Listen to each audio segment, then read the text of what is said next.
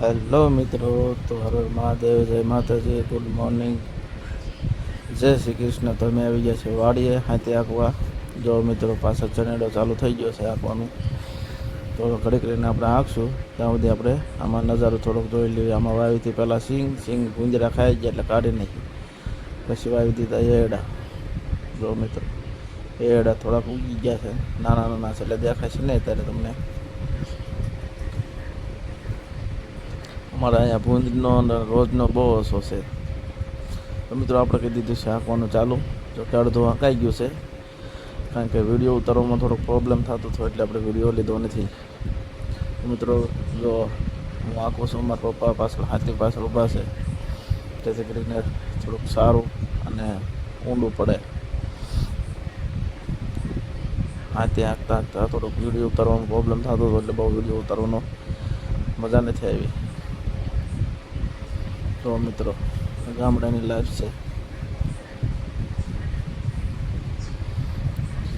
તો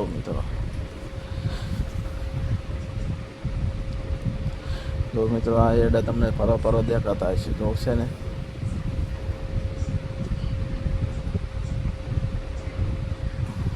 તો ખેતી છે ભાઈ, એટલે કહેતા નથી. ભૂંડ ખાય, રોજ ખાય, પછી શેઠિયા ખાય, વેપારી ખાય, ને વયા વધે ખેડૂત ખાય.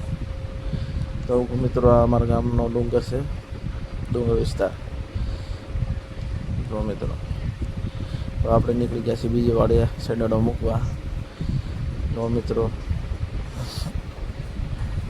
તો આગળ એક રસ્તો જે ખરાબ આવે છે, તો એવી બીક લાગે કે શેરડો ઊંધો પડવાની બહુ પ્રોબ્લેમ થાય, કારણ કે શેરડો સાધન એવું આવે, ટૂંકું સાધન આવે, જગ્યા ઓછી આવે એટલે.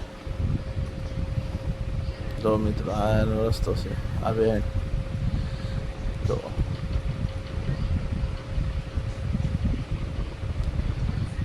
શેના બાકી રસ્તો એક નંબર.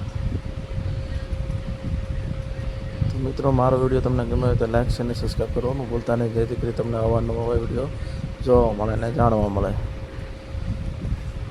તો હાલો મિત્રો મળીએ આવતા નવા બ્લોગમાં. જય શ્રી કૃષ્ણ.